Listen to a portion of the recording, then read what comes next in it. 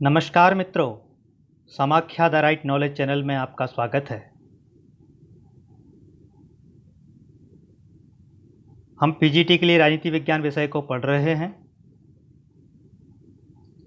हालांकि ये केवल पीजीटी के लिए नहीं, जितने भी कम्पिटिटिव एग्ज़ाम हैं अथवा आप पीए एमए जो कुछ भी कर रहे हैं उन सब में ये काम आने वाला है।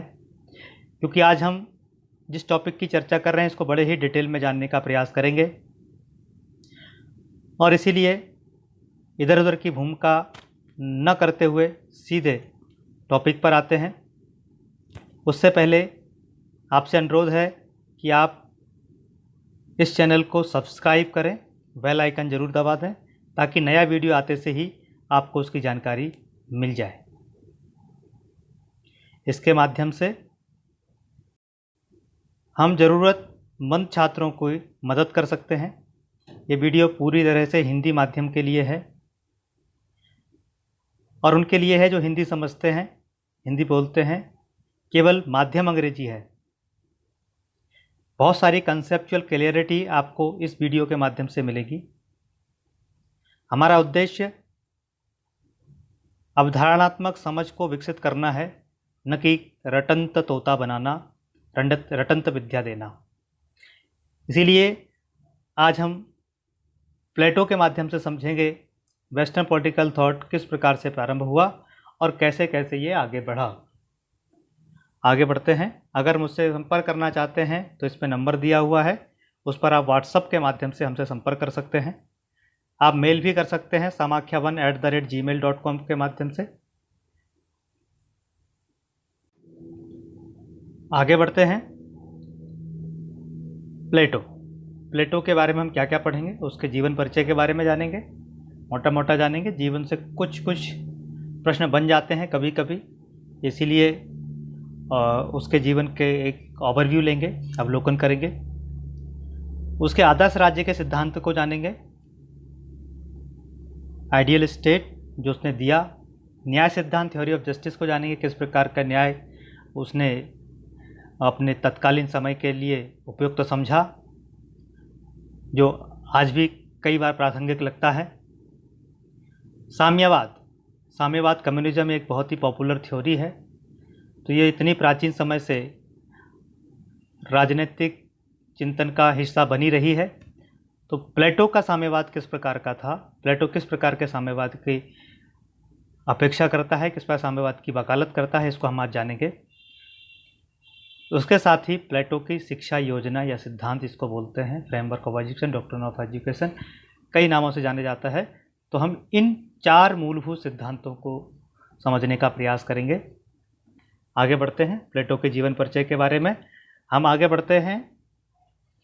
हम देखते हैं कि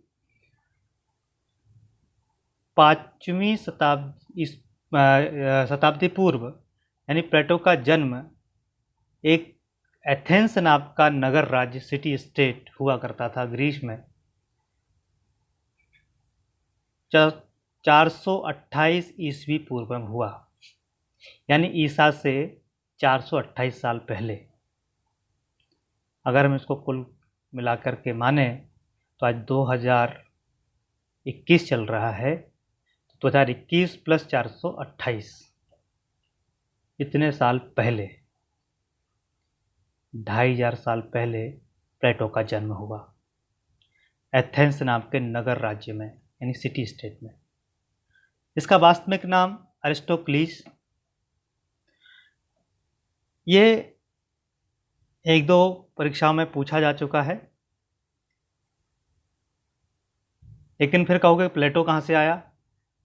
तो इसके जो व्यायाम के शिक्षक थे, जो फिजिकल टीचर थे, उनके शरीर का डील देख करके इनको प्लेटोन कहने लगे और बाद में वो प्लेटोन का शब्द प्लेटो बन गया।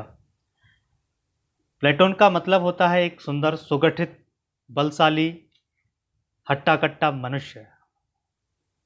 तो इसीलिए इनको प्लेटोन कहा जाने लगा और प्लेटोन से प्लेटो बना।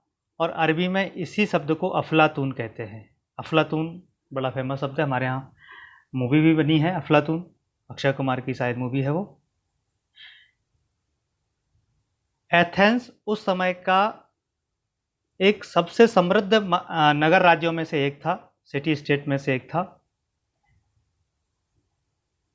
एथेंस और उसके आसपास के जो नगर राज्य थे उनके साथ उसकी प्रतिस्पर्धा चलती रहती थी, और उसी प्रतिस्पर्धा के चलते युद्ध भी होते रहते थे।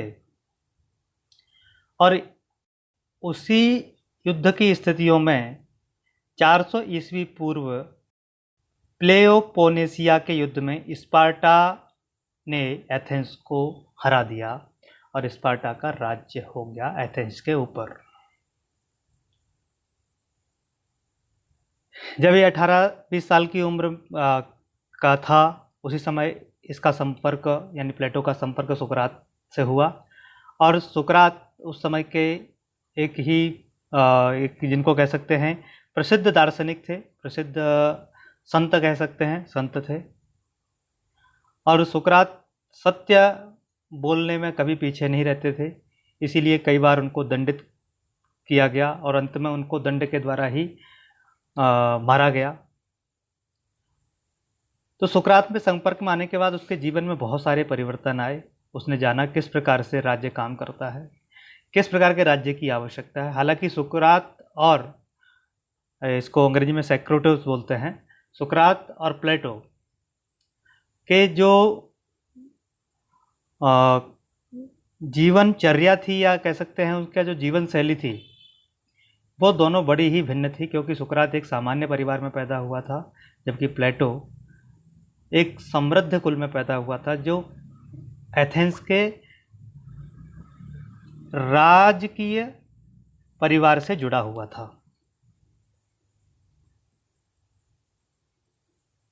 कई बार प्रश्न आ जाता है कि सुकरात से प्लेटो ने क्या सीखा। सुकरात से प्लेटो ने राजनीति की नैतिक व्याख्या की, सद्गुणों का ज्ञान माना, वर्च्यू इज नॉलेज, सद्गुण ही ज्ञान है, इस प्रकार का सुकरात मानता था। वही सिद्धांत हमेशा प्लेटो अपने साथ लेकर के चले। शासन एक कला है, शासन कला को उच्चतम कला की संज्ञा दी और विवेक पर बल दिया। विवेक यानी बुद्धि, विजडम पर बल दिया। इसीलिए अपने आदर्श राज्य के लिए एक दार्शनिक राजा को विवेकवान होना अत्यंत आवश्यक है, ऐसा प्लेटो ने माना। आगे बढ़ते हैं। प्लेटो जब 28 वर्ष की आयु थी, उसी समय यानी 399 ईस्वी पूर्व में सुकरात को जहर दे करके यानी विषपान के माध्यम से मृत्यु दी गई। और इस घटना के कारण प्लेटो ने कहा था कि जब तक शासक दार्शनिक, ज्ञानी और विवेकी नहीं होगा, जो सुकरात कहते थे कि जो शासक हो उसके पास विवेक अवश्य होना चाहिए, तो इसी बात को प्लेटो ने कहा कि जब तक शासक दार्शनिक, ज्ञानी और विवेकी नहीं होगा तब तक राज्य का कल्याण संभव नहीं हो सकता। सुकरात जैसे विद्वान लोग मारे जाते रहेंगे।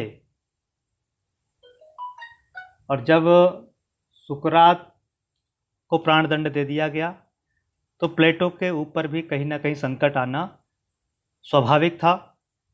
इसी संकट को ध्यान में रखते हुए प्लेटो अपने कुछ साथियों के साथ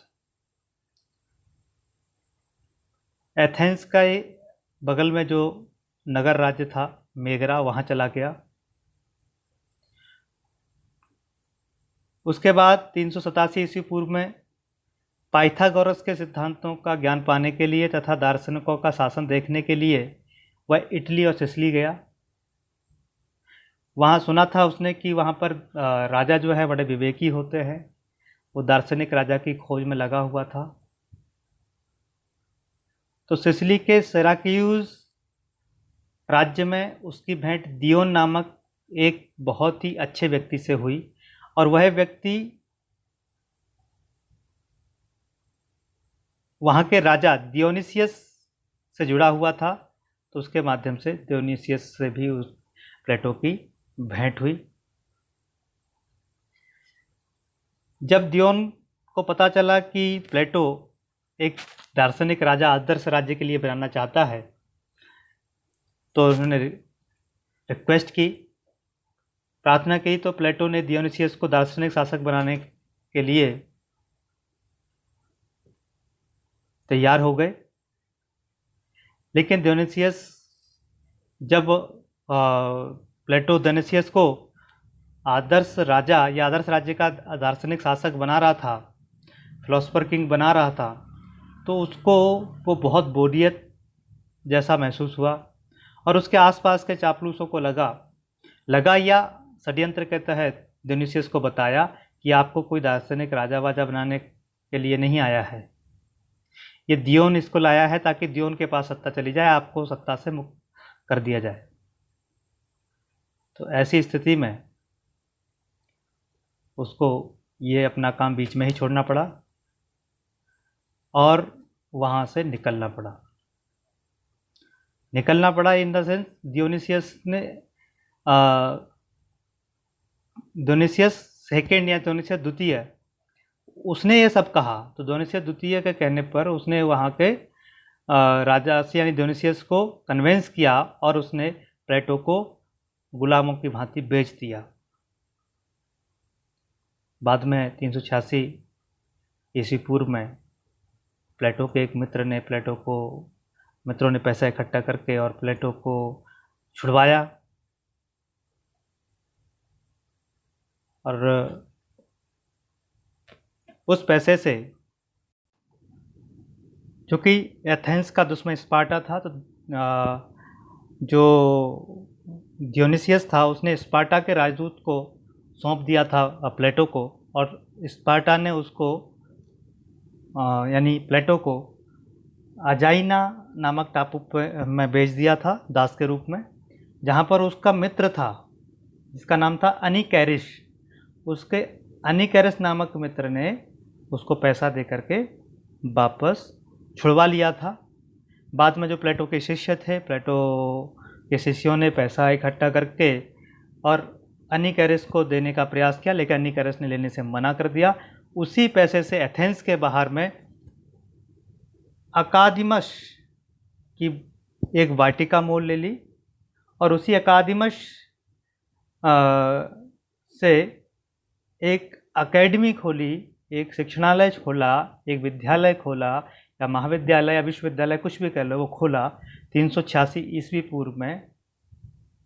और जीवन का शेष भाग यानी लगभग 40 वर्ष उसने उसी अकादिमस में व्यतीत किया और उसके लिए ही सब कुछ लगा दिया। और वह एकेडमी एक कहते हैं यूनान में विशुद्ध शोध का केंद्र बनी, राजनीति और कला के प्रशिक्षण की पाठशाला बनी, ताकि वहाँ उसके जो शोध हों और उसके जो सीख हों, शिक्षाएं हों, उसके माध्यम से दार्शनिक राजा को बनाया जा सके या प्रजा को जो है उसके गुणों के आधार पर विकसित किया जा सके। प्लेटो अपनी अकादमी में, ये प्रश्न आते हैं कई, जो आप सुनते रहें तो प्रश्नों को ज़रा गौर करते रहें। प्लेटो की अकादमी में गणित और ज्यामिति को विशिष्ट महत्व दिया जाता था और ऐसा कहा जाता है कि उसकी अकादमी के ऊपर लिखा हुआ था, गणित के ज्ञान के बिना यहाँ कोई प्रवेश करने का अधिकारी नहीं है। ऐसा लिखा हुआ था उसकी अकादमी के बाहर, गणित के ज्ञान के बिना यहाँ कोई प्रवेश करने का अधिकारी नहीं है। 367 ईस्वी पूर्व में जो डियोनिसियस द्वितीय था, जिसने चुगली की थी डियोनिसियस को प्लेटो के बारे में, वो गद्दी पर बैठा तो उसको महसूस हुआ कि प्लेटो ने जो दार्शनिक राजा की बात कर रहा था, प्लेटो जो दार्शनिक राजा बनाना चाहता था डियोनिसियस को, तो इस बात में कहीं ना कहीं सच्चाई है, तो मैं भी दार्शनिक राजा बनना चाहता हूँ। तो दियोन ने फिर आग्रह किया और उस आग्रह पर प्लेटो गया, जबकि धोखा खा चुका था, फिर भी गया। क्यों गया? क्योंकि प्लेटो ने कहा भी है कि अगर मैं नहीं जाता तो लोग यही कहते कि तुम्हारी इच्छा केवल कोली कल्पनाएं करने की है, सचमुच दार्शनिक राजा बनाने की नहीं है। लेकिन डियोनिसियस कुछ दिन तक तो ठीक चला, बाद में बोर होने लगा, क्योंकि इसकी शिक्षा बड़ी लंबी चलने वाली शिक्षाएं थी, तो और बहुत कुछ त्याग करने वाला था। आगे हम पढ़ेंगे इनकी थ्योरीज के माध्यम से। तो इसीलिए डियोनिसियस द्वितीय भी प्लेटो की शिक्षा को न ले सका और प्लेटो निराश होकर के वापस आया। जब सिराक्यूज से लौट रहा था तो तारेंतम के दार्शनिक राजा अर्खितास से उसकी भेंट हुई, मैत्री हुई। दार्शनिक राजा का मतलब है कि जैसा प्लेटो चाहता वैसा दार्शनिक राजा नहीं, लेकिन कुछ कुछ वैसा ही राजा। ये प्लेटो ने अनेक प्रयास किए, उसके बावजूद वह आदर्श राज्य को स्थापित नहीं कर सका और न ही दार्शनिक राजा बना सका जैसा वो चाहता था, एकदम परफेक्ट। इसीलिए जो प्लेटो जीवन भर कानूनों को नहीं माना, जीवन भर वो कानून को नैतिक विषय मानता रहा, और कानून कोई बाहर से देने वाली या किसी के द्वारा थोपे जाने वाली चीज़ें नहीं हैं, कानून अंदर से मानने वाली चीज़ें हैं, ये सब मानता रहा। लेकिन अंतिम समय पर जब उसको आभास हुआ कि इसके बिना लोग नहीं सुधरते, नहीं मानते, उसने एक पुस्तक लिखी जिसका नाम था लॉज, नियम या कानून, और जीवन की अंतिम पुस्तक यही थी, लॉज। क्योंकि उसके जो दार्शनिक राजा की बात थी, तो उसकी सबसे बड़ी चुनौती यही थी कि राजनीतिक शक्ति और सत्य के प्रेम को एक ही व्यक्ति में कैसे संयुक्त किया जाए। क्योंकि हम सभी जानते हैं, जहाँ शक्ति सत्ता होती है वहाँ सात्विकता समाप्त हो जाती है। विशुद्ध प्रेम कहीं ना कहीं डाइल्यूट हो जाता है, कहीं ना कहीं पीछे छूट जाता है। और 21 वर्ष की उम्र में प्लेटो का निधन हुआ। प्लेटो के निधन की भी एक बड़ी ही ऐसी कहानी है, घटना है, कि जहाँ प्लेटो अपने एक शिष्य के विवाह में जाता है, और विवाह में जाने के बाद हर्षोल्लास के साथ सभी कार्यक्रम होते हैं, और वो रात को एक अपने सोने की जगह पर चले जाते हैं, और सुबह जब उसका शिष्य उनसे आशीर्वाद लेने के लिए आता है तो वो वहाँ मृत अवस्था में पाए जाते हैं। तो प्लेटो का ये जीवन परिचय संक्षिप्त, इसकी कुछ कुछ बातें जो आपको ध्यान रखनी है। जैसे अंतिम पुस्तक जो है लॉज, मैंने जैसे बताया आपको। अकेडमी, उनकी अकेडमी उनके विद्यालय का नाम, उसके 2 उद्देश्य, विशुद्ध शोध का केंद्र बनाना और राजनीति के कला के प्रशिक्षण की पाठशाला बनाना। उसकी अकेडमी में गणित और ज्यामिति के अध्ययन पर विशेष महत्व। उसके अकेडमी पर क्या लिखा हुआ था, उसके साथ साथ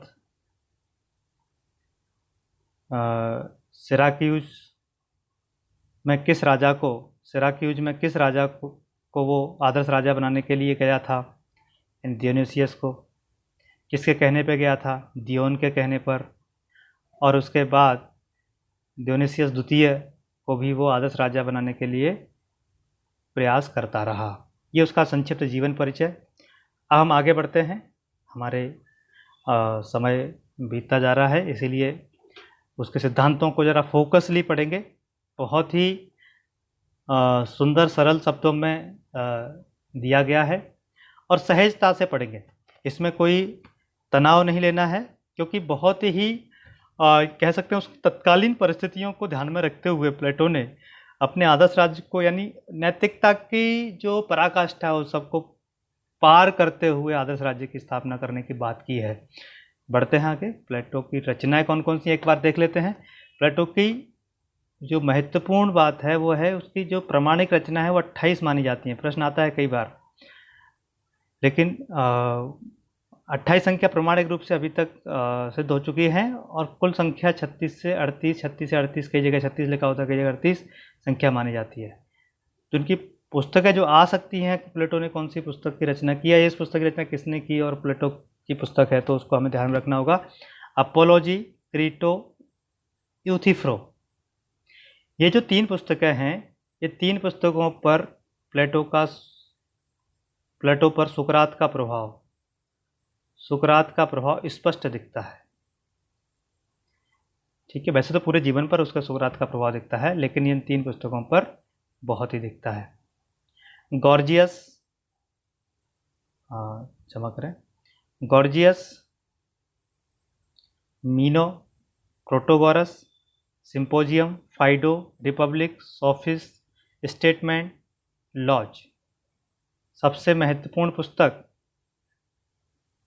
जिनको आपको विशेष रूप से याद रखना है, रिपब्लिक, स्टेटमेंट, लॉज, अपोलॉजी। ये 4 पुस्तकें कभी भी पूछी जा सकती हैं और पूछी गई हैं। वैसे सभी बहुत ज़्यादा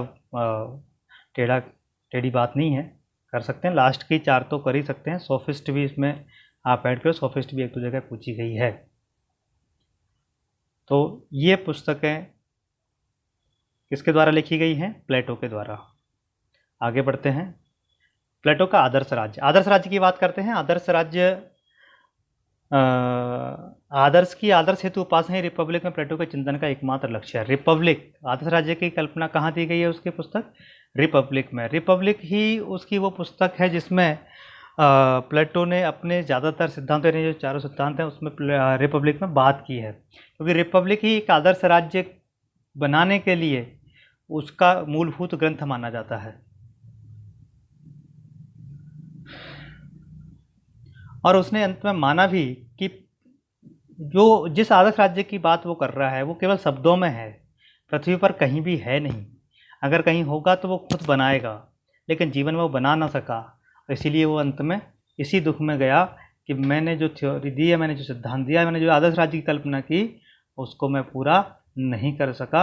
इसीलिए उसके दर्शन को यूटोपिया कहते हैं, स्वप्न लोक कहते हैं, और स्वप्न में जीने वाला कहते हैं। प्लेटो के आदर्श राज्य में व्यक्ति और राज्य का क्या संबंध है? बहुत महत्वपूर्ण है। व्यक्ति और राज्य का संबंध वो इस प्रकार से बताता है कि व्यक्ति ही एक छोटी इकाई है और उसका विशाल रूप राज्य है। ये दोनों एक दूसरे के पर्यायवाची हैं, दोनों अलग अलग नहीं हैं। और राज्य जो है वो व्यक्ति के विराट रूप का की ही अभिव्यक्ति है। जैसे व्यक्ति में नैतिकता होती है, समान एकता होती है, चेतना होती है, यानी व्यक्ति के जो गुण होते हैं वही गुण बड़े रूप में राज्य के भी होते हैं। इसीलिए व्यक्ति और राज्य के न तो उद्देश्यों में अंतर है और न ही हितों में। न ही उद्देश्यों में अंतर है, न ही उनके हितों में, न ही उनके इंटरेस्ट में अंतर है। आगे हम बात करते हैं प्लेटो के आदर्श राज्य की उत्पत्ति एवं विकास कैसे करता है। प्लेटो ने अपने आदर्श राज्य को 3 चरणों में संपन्न हुआ माना। 3 चरण कौन कौन से? प्रथम चरण वो चरण है जो मानव की आर्थिक आवश्यकताओं की पूर्ति के लिए जरूरी माना जाता है। आर्थिक आवश्यकताओं में क्या आती है? रोटी कपड़ा मकान, सब पता है, रोटी कपड़ा मकान आर्थिक आवश्यकताएं हैं, क्योंकि इसके बिना जीवन नहीं जिया जा सकता। तो इसीलिए प्लेटो ने कहा कि राज्य जो है वो मानव समाज की आवश्यकताओं से उत्पन्न होता है। मानव समाज को लगा कि ऐसी कुछ व्यवस्था हो जहां हमको संचालित किया जाए या हमें सुविधा दी जाए, तभी तो राज्य बना।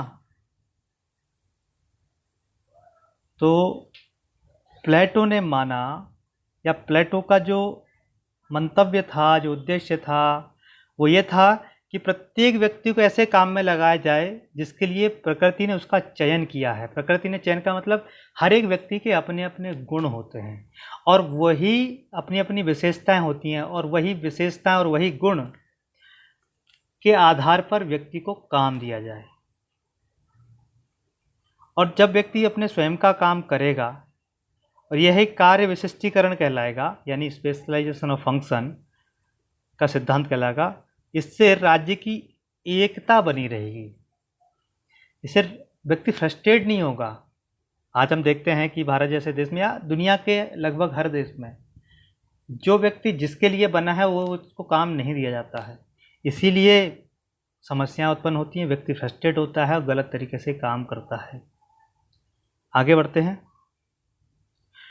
जब वह आर्थिक आवश्यकताओं की पूर्ति के लिए राज्य की उत्पत्ति बताता है, तो जो आर्थिक आवश्यकताएं पूर्ति करता है ऐसा एक वर्ग पैदा होता है जिसको प्रोड्यूसिंग क्लास कहते हैं, यानी इसको उत्पादक वर्ग कहते हैं। और उसका जो गुण होता है, उसका मूलभूत गुण होता है एपेटाइट, यानी कामना, इच्छा, क्षुधा, लव ऑफ वेल्थ, यानी वो संपत्ति से प्यार करने वाला होता है। और इसी चरण में प्लेटो के आदर्श राज्य के जो आधार स्तंभ हैं, आधार स्तंभ कौन कौन से हैं? श्रम विभाजन का सिद्धांत, डिवीजन ऑफ लेबर, कार्य विशिष्टीकरण के सिद्धांत, इसका बीजारोपण होता है। श्रम विभाजन यानी अलग अलग काम के लिए अलग अलग व्यक्ति हो, या अलग व्यक्ति का अलग काम हो, यानी एक व्यक्ति के पास अनेक प्रकार के काम ना हो, एक ही प्रकार का काम हो, श्रम विभाजन होता है। कार्य विशिष्टीकरण, जब उसका एक ही प्रकार का काम होगा और उसकी रुचि भी उसी में होगी तो उसमें वो विशेषता हासिल कर लेगा, उसमें अपनी महारत हासिल कर लेगा, सिद्ध हस्तता हासिल कर लेगा। तो जब वो सिद्ध हस्त हो जाएगा उसी को कार्य विशिष्टीकरण कहते हैं, स्पेशलाइजेशन ऑफ वर्क कहते हैं। और इस सिद्धांत का बीजारोपण हुआ जो आज भी प्रासंगिक हैं। आगे बढ़ते हैं। ये चरण, दूसरा चरण जो है या दूसरा फेज है, ये सेकंड फेज तब प्रारंभ होता है जब प्लेटो राज्य के साहस तथा उत्साह के प्रतिनिधि वर्ग के निर्माण की योजना प्रस्तुत करता है। प्लेटो कहता है कि जब आपकी एपेटाइट यानी क्षुधा या कामना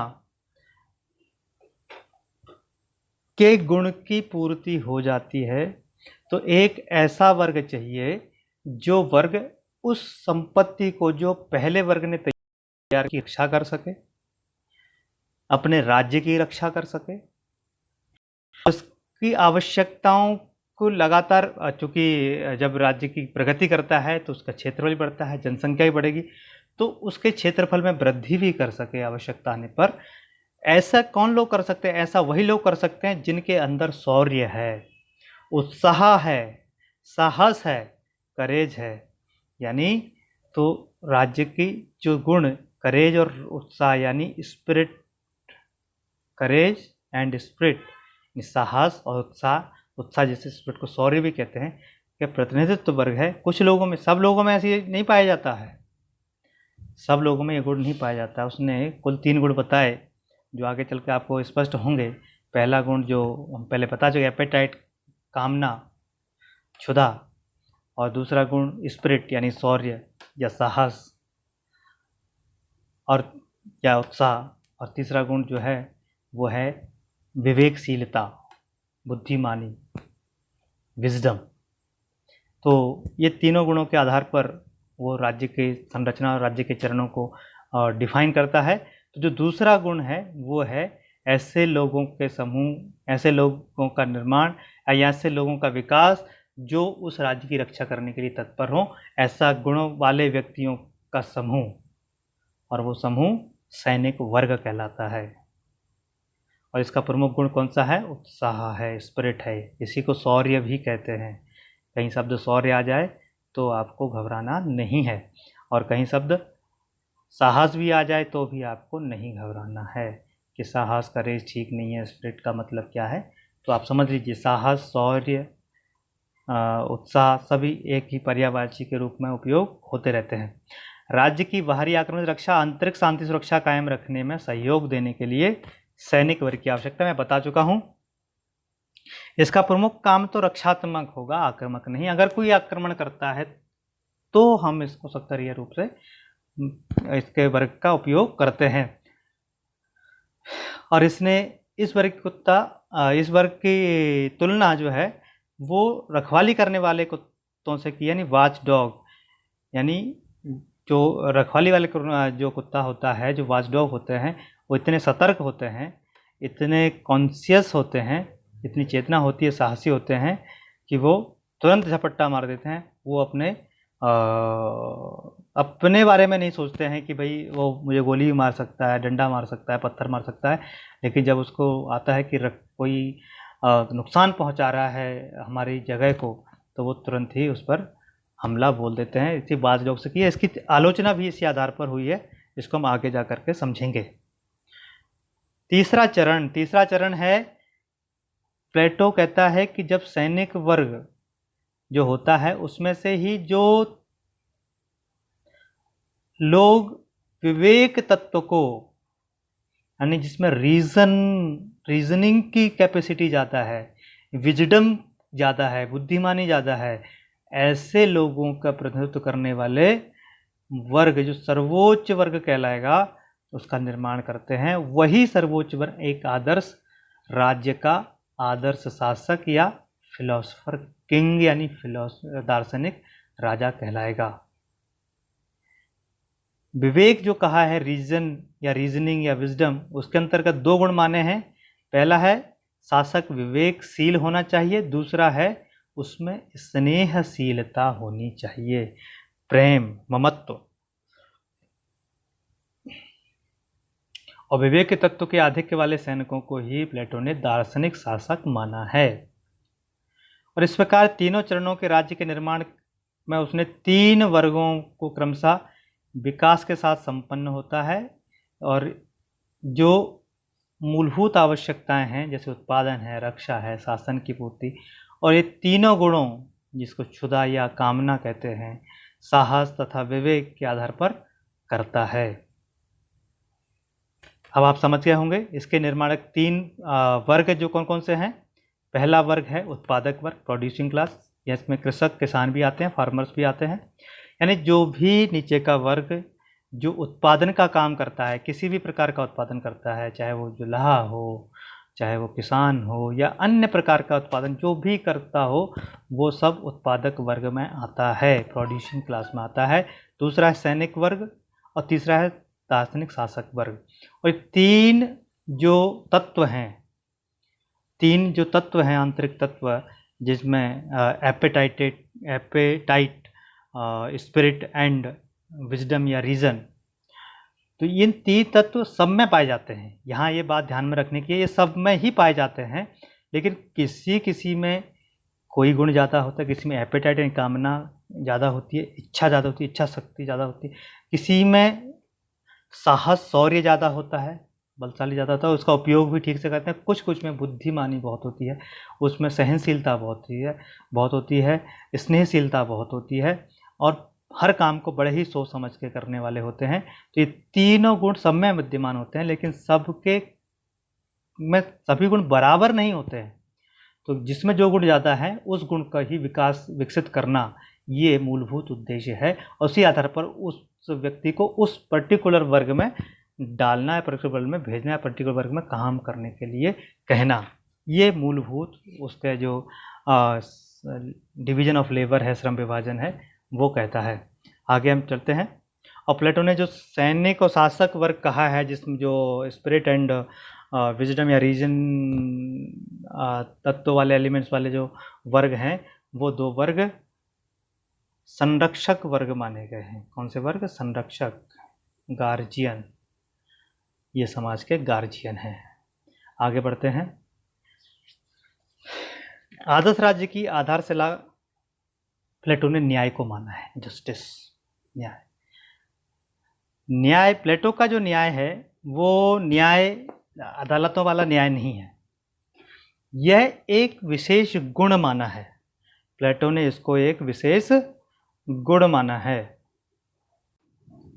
ये ऐसा गुण है जो कार्य विभाजन हुआ है उसको सुचारू रूप से चलाने का काम करता है। उसके साथ साथ राज्य के जो नागरिक हैं उनको जो निर्धारित काम दिए गए हैं उनको अच्छी तरह से संपन्न कराना ही न्याय कहलाया है।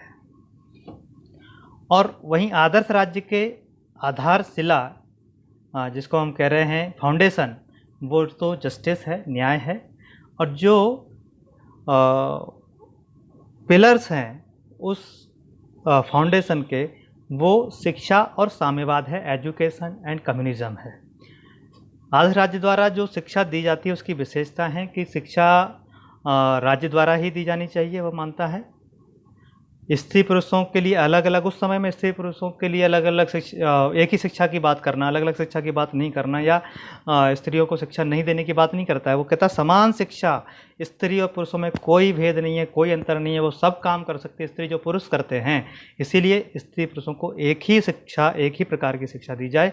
शिक्षा का उद्देश्य शारीरिक और मानसिक, मस्तिष्क दोनों का विकास है, यानी संपूर्ण विकास की बात करता है।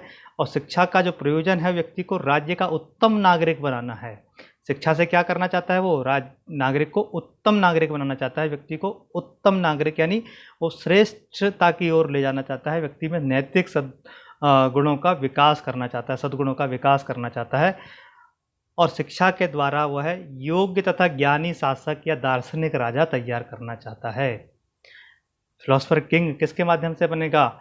शिक्षा के माध्यम से ही बनेगा। ठीक है ना? तो आगे बढ़ते हैं। साम्यवाद, और वो साम्यवाद के बारे में बता रहे कि वो दो प्रकार के साम्यवाद की बात करता है, व्यक्तिगत संपत्ति और पारिवारिक जीवन के अंतर्गत साम्यवाद। यानी कि जो संरक्षक वर्ग होगा, संरक्षक वर्ग में कौन कौन से आते हैं आपको बताया, सैनिक वर्ग और शासक वर्ग। सैनिक वर्ग और शासक वर्ग, ये दोनों वर्गों के पास व्यक्तिगत संपत्ति न हो और न ही व्यक्तिगत परिवार हो, यानी वो पारिवारिक जीवन त्याग दें और व्यक्तिगत संपत्ति भी त्याग दें, तभी वो संरक्षक वर्ग में रहने लायक होंगे।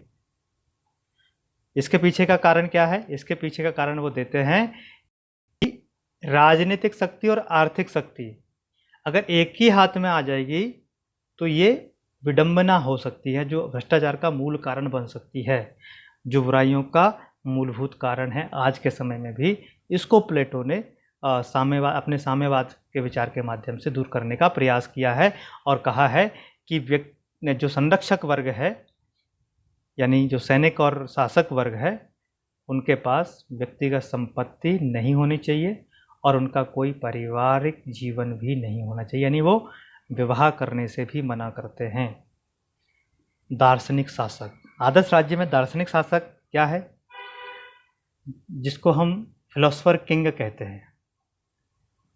प्लेटो के अनुसार दार्शनिक शासक सर्वाधिक शिक्षित, सुसंस्कृत, साहसी, आत्मसंयमी, ज्ञानी और निलोभी होते हैं। यानी जितने भी आप सद्गुण कह सकते हैं, बोल सकते हैं, वो सभी के सभी गुण, अच्छे गुण उस दार्शनिक राजा के अंदर होने चाहिए। और वो मानता है कि आदर्श राज्य में शासन कार्य एक बहुत ही बुद्धिमान, बहुत ही वाइज और बुद्धि से बहुत ही तेज व्यक्ति के हाथ में होना चाहिए, जो कंचन और कामनी, कंचन यानी व्यक्तिगत संपत्ति, कामनी यानी परिवार से दूर रहे, तभी वो कैसा कर सकता है? अच्छा शासन संचालित कर सकता है। हालांकि इस विषय में उसकी आलोचना हुई है, जो हम आगे समझेंगे और जानेंगे। कंचन और कामनी से दूर, यानी जैसे हम कह सकते हैं आजकल मोदी जी जो है घर परिवार छोड़ करके शासन कर रहे हैं, दार्शनिक राजा, प्लेटो का दार्शनिक राजा आज के समय में हम देख सकते हैं। लेकिन बहुत सारी चीज़ें हैं जो प्लेटो के दार्शनिक राजा में ज़रूरी हैं, वो आज किसी में भी नहीं दिखाई देती हैं, या उस समय भी वैसे कोई ऐसा नहीं मिला, या वो किसी को ऐसा नहीं बना पाया जिसको वो दार्शनिक राजा कह सके। और उसके जो दार्शनिक शासक था, उसके जो द्वारा शासित राज्य था, जिसको आदर्श राज्य कहा है, आइडियल स्टेट कहा है, उसमें कानून को कोई स्थान नहीं था, यानी लॉज नहीं होंगे। लॉ नहीं होंगे तो, कानून नहीं होंगे तो कैसे चलेगा? उसका मानना था कि उसका जो न्याय है, वो न्याय यानी सभी लोग अपने अपने काम को अच्छे ढंग से करें, तो कहीं कोई झगड़े होने की आवश्यकता ही नहीं, विवाद ही नहीं होगा, तो कानून की कोई आवश्यकता ही नहीं है, सब अच्छे से चलता रहेगा। इसी को यूटोपिया कहते हैं, स्वप्न लोक की आदमी जो कल्पनाओं में ही डूबा रहता है। आगे बढ़ते हैं। आदर्श राज्य की आलोचना किस आधार पर होती है? डर्निंग नामक विचारक हैं, वो कहते हैं आदर्श राज्य की अवधारणा अव्यावहारिक है। ये तो स्वाभाविक है, कहीं कोई नहीं मिला, आपने भी जाना, उसने भी प्रयास किया डियोनिसियस के माध्यम से, लेकिन आदर्श राज्य वो बना नहीं पाया है, आदर्श राज्य वो बना नहीं पाया है, वो खुद भटकता रहा। पॉपर कहता है कि प्लेटो ने आदर्श राज्य का निर्माण इस प्रकार किया है कि उसने व्यक्ति को राज्य के परिप्रेक्ष्य में एक साधन मान लिया है। चूँकि राज्य एक बड़ी इकाई और व्यक्ति एक छोटी इकाई माना है, तो राज्य की अपेक्षा व्यक्ति को बहुत कम महत्व दिया है। तो ये भी एक आलोचना का बड़ा कारण रहा है, क्योंकि व्यक्ति ही सब कुछ चलाते हैं और व्यक्ति को आप महत्व ही नहीं दे रहे हैं। रसेल ने आदर्श राज्य को रोमांसवाद की संज्ञा दी। रोमांसवाद का मतलब है कि आप कल्पना कीजिए और रोमांचित होते रहिए। आप बैठिए, आप बैठ करके आप सोचिए कि मैं हिमालय की वादियों में घूम रहा हूँ, आप स्विट्ज़रलैंड घूम रहे हैं, आप यहाँ जा रहे हैं, आप मतलब जो आप सोच सकते हैं, जिस प्रकार की आप कल्पना कर सकते हैं, उस सभी प्रकार की कल्पनाओं के माध्यम से आप रोमांचित हो सकते हैं। हकीकत वो नहीं हो सकती, इसीलिए रसेल ने इसे रोमांसवाद कहा है। आदर्श राज्य एक स्वप्निल संसार है। इसकी आलोचनाएं आती हैं पॉइंट वाइज। स्वप्निल संसार, जिसको यूटोपिया कहा है, ये स्वप्न लोक में रहता है, वास्तविकता में नहीं है, और इसका एक सपना था और उसको पूरा नहीं कर पाया। स्वतंत्रता का निषेध है, यानी इसका जो आदर्श राज्य है उसमें जो व्यक्ति को जो काम मिला वही कर सकता है, वो दूसरा काम नहीं कर सकता। इसमें स्वतंत्रता सीमित हो जाती है। उत्पादक वर्ग की नितांत उपेक्षा की है। तो उसको जो संरक्षक वर्ग यानी सैनिक और शासक वर्ग, इन्हीं दोनों को फोकस किया है। उत्पादक वर्ग है वो जैसा करता है करने दो। साम्यवाद की अवधारणा लागू किस पर होती है? संरक्षक वर्ग पर लागू होती है, उत्पादक वर्ग पर नहीं है। ये उत्पादक वर्ग को उसके हाल पर छोड़ दिया जाता है और जो संरक्षक वर्ग पर ही पूरी तरह से फोकस उसका आदर्श राज्य करता है। आगे हम बात करते हैं शासक वर्ग की निरंकुश सत्ता। बारकर ने से बुद्ध निरंकुशवाद की संज्ञा दी है, यानी एक दार्शनिक राजा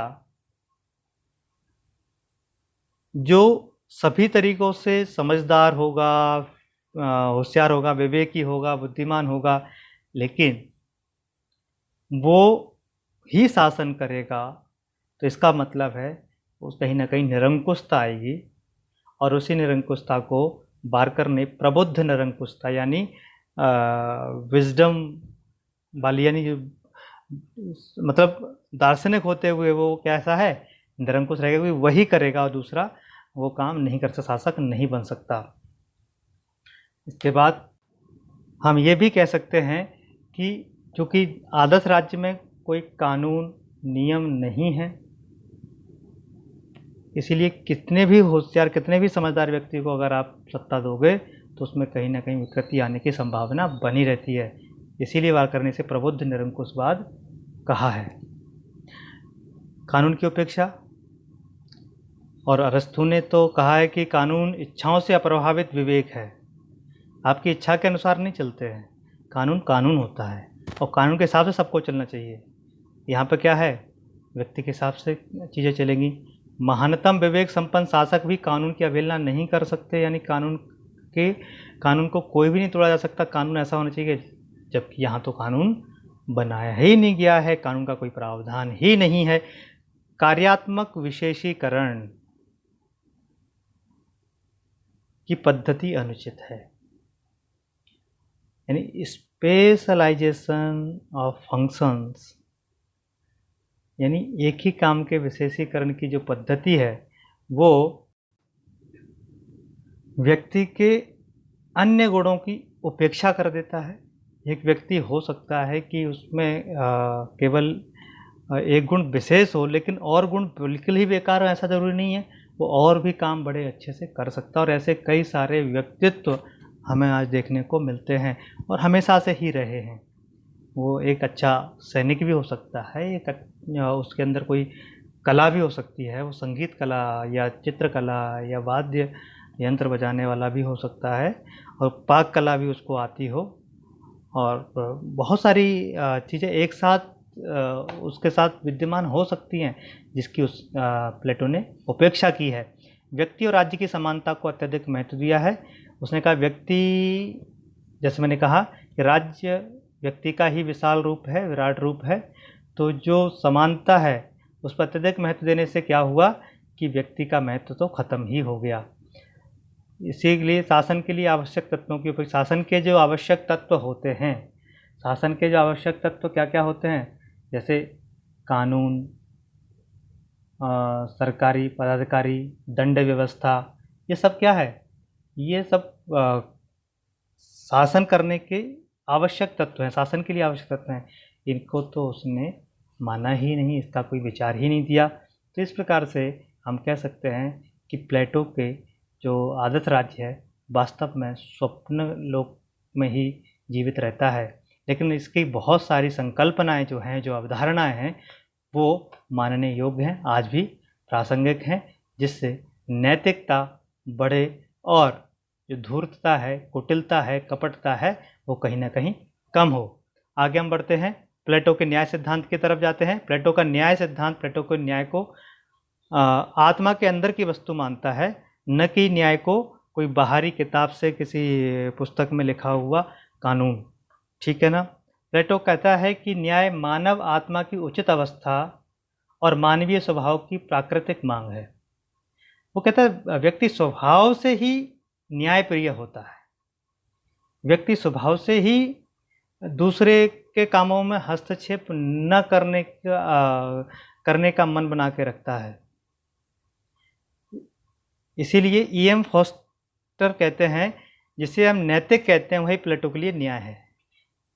कोई भी व्यक्ति जो अच्छे काम करता है, दूसरों का सम्मान करता है, अपने काम से काम रखता है, दूसरों के काम में कोई अड़ंगा नहीं डालता, हमेशा अगर करेगा तो सहयोग ही करेगा, तो ये सब क्या है, नैतिक गुण हैं। और इसी नैतिकता को प्लेटो ने क्या कहा है, न्याय कहा है। ये कौन कहता है, ई.एम. फोस्टर। प्लेटो ने जब न्याय सिद्धांत दिया तो प्लेटो के सामने दो प्रश्न आए, प्लेटो के मन में दो प्रश्न आए, और दोनों प्रश्नों के उत्तर भी प्लेटो ने दिए। पहला प्रश्न था कि न्याय की वास्तविक प्रकृति क्या है, रियल नेचर क्या है, न्याय क्या है, उसका स्वभाव क्या है, और न्याय कहाँ रहता है, उसका निवास स्थान कहाँ है।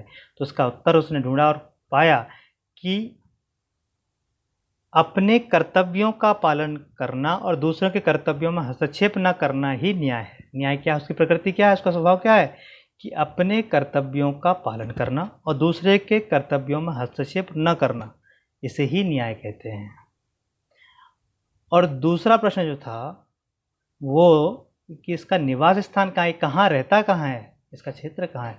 तो उसका निवास स्थान अपना निश्चित कर्तव्य पूरा करने वाले प्रत्येक नागरिक के मन में है। जो नागरिक ये मानता है कि मुझे अपने काम से ही काम रखना है, अपने काम को अच्छे ढंग से करना है, हमें दूसरे के काम में हस्तक्षेप नहीं करना है, तो उस व्यक्ति के मन में ही न्याय है उसका।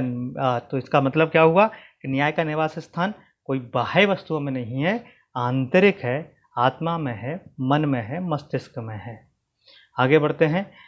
प्लेटो के न्याय सिद्धांत के अनुसार प्लेटो के न्याय सिद्धांत दो प्रकार के हैं, दो रूप हैं इसके, व्यक्तिगत न्याय और सामाजिक न्याय।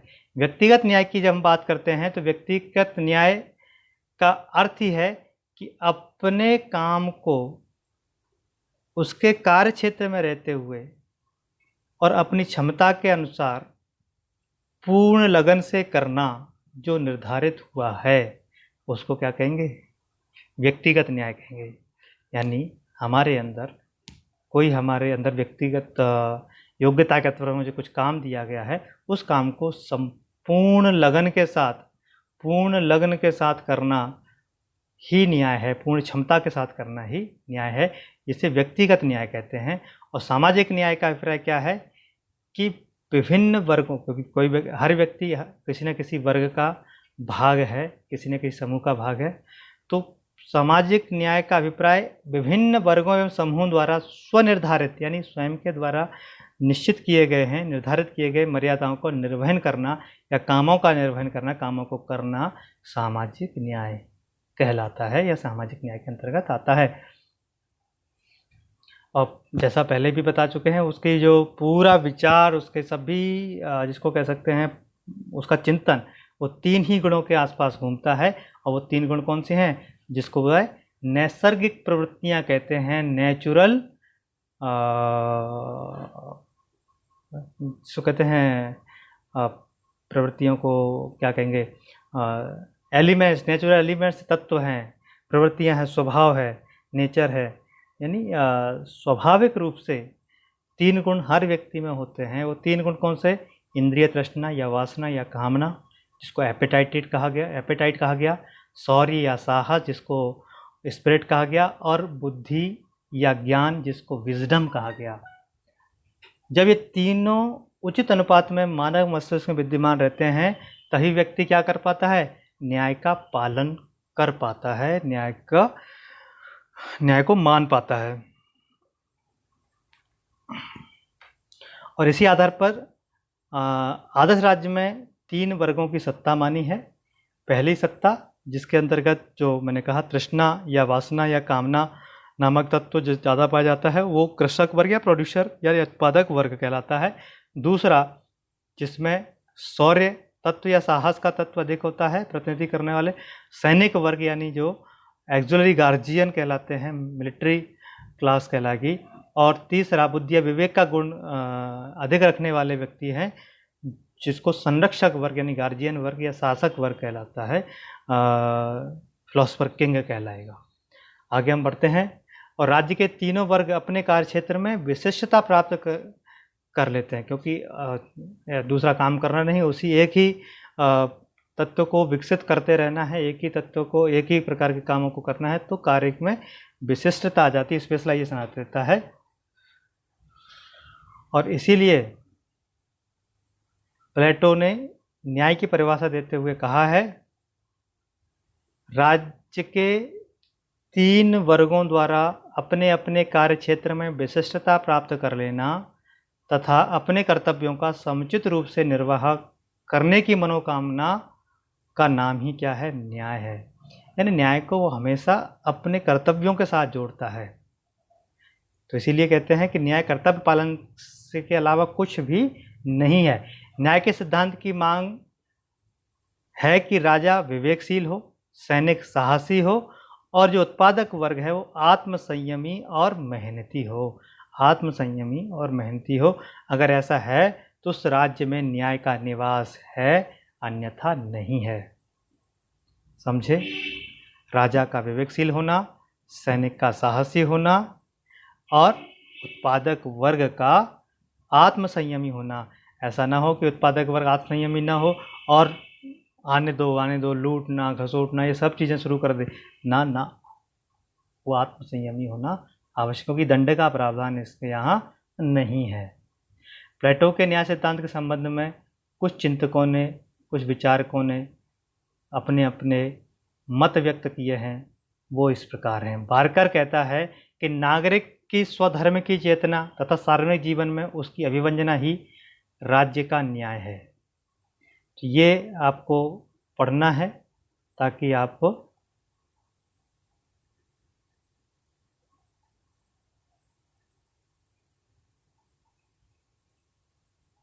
इसको याद रख सकते हैं।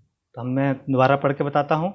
बार्कर के अनुसार नागरिक की स्वधर्म की चेतना, स्वधर्म यानी उसका जो कर्तव्य, उसका काम है, उसके प्रति चेतना तथा सार्वजनिक जीवन में उसकी अभिव्यंजना, यानी उसको करना, अभिव्यंजना ही राज्य का न्याय है। स्वधर्म की चेतना, अपने काम के बारे में जानना और उसको सार्वजनिक जीवन में करना, ये राज्य का न्याय है। क्वायरे के अनुसार प्रत्येक नागरिक को उसके अनुकूल भूमिका और कार्य देना ही न्याय है। प्रत्येक नागरिक को उसके अनुकूल भूमिका और कार्य देना, यानी जो वो नागरिक कर सकता है उसको वही काम देना। ठीक है ना?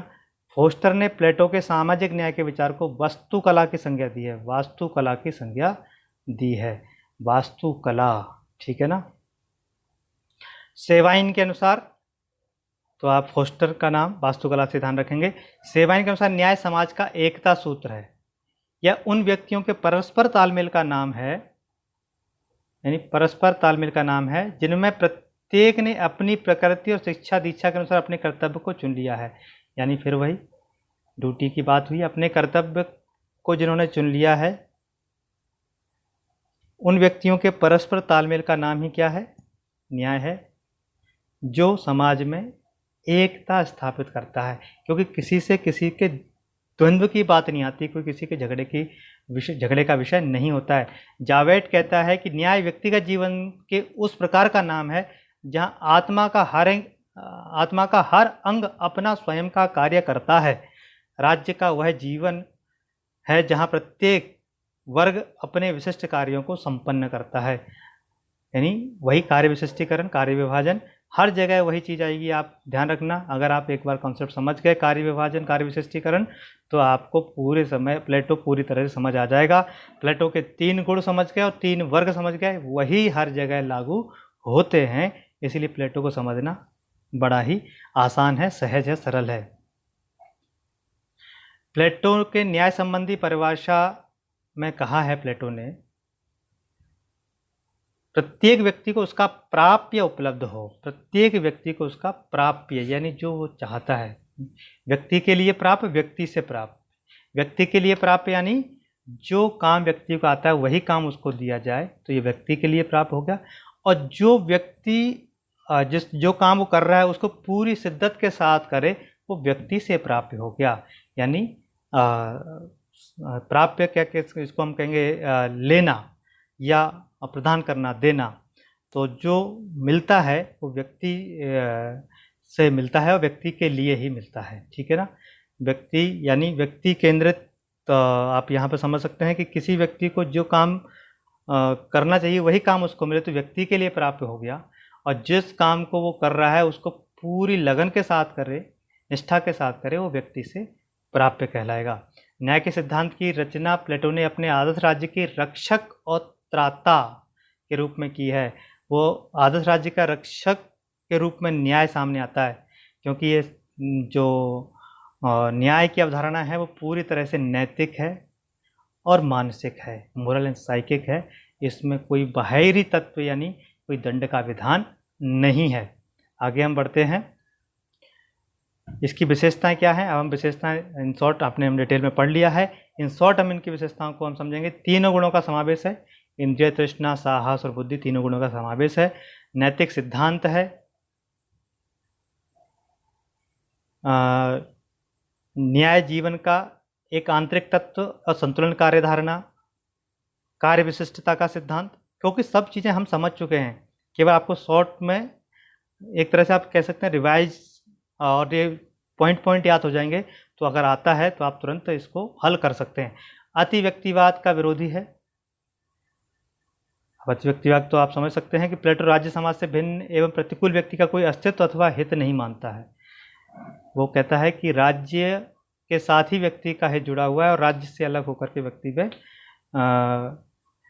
कुछ नहीं है, और व्यक्ति को राज्य के समान स्थापित कर देता है। ये अति व्यक्तिवाद हो गया, व्यक्ति को राज्य के समक्ष या राज्य के समान स्थापित कर देता है। तो इसका मतलब है कि व्यक्ति का अपना अस्तित्व समाप्त। सावयव एकता का सिद्धांत, सत्य है और व्यक्ति साधन।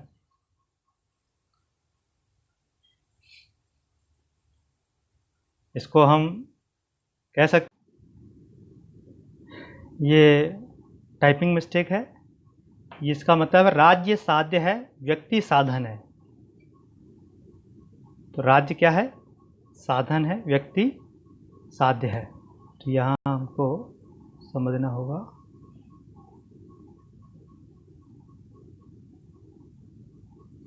राज्य साधन है और व्यक्ति राज्य साध्य है और व्यक्ति साधन है। मनोवैज्ञानिक आधार क्या है, अपने विशेषक कार्य में लगने से व्यक्ति को कोई शिकायत नहीं करता। व्यक्ति कोई शिकायत नहीं करता, वो अपने काम, अपनी रुचि से काम में रहता है ना, उसको ज़बरदस्ती नहीं की जा सकती। वो उससे कहा जाता है कि आप बताइए कि आप में कौन सा गुण ज़्यादा है, आप किस गुण को का प्रतिनिधित्व करते हैं। अगर उस गुण का प्रतिनिधित्व करते हैं तो आप उसी काम को करिए, और जिससे वो उसको किसी के प्रति शिकायत भी नहीं रहती। तो इसको मनोवैज्ञानिक आधार है। तो वो कहता है कि व्यक्ति का मन ठीक रहता है तो द्वेष या अन्य प्रकार की जो विकृतियाँ हैं वो कम हो जाती हैं। दार्शनिक शासक और उसके प्लेटो न्याय सिद्धांत का मूलभूत जो लबो लुआब कह सकते हैं वो है कि वो दार्शनिक शासक को चाहता है, और जो न्याय प्रिय है, जिसके अंदर न्याय का गुण सर्वोच्च है, वही कैसा क्या बन सकता है, दार्शनिक शासक बन सकता है।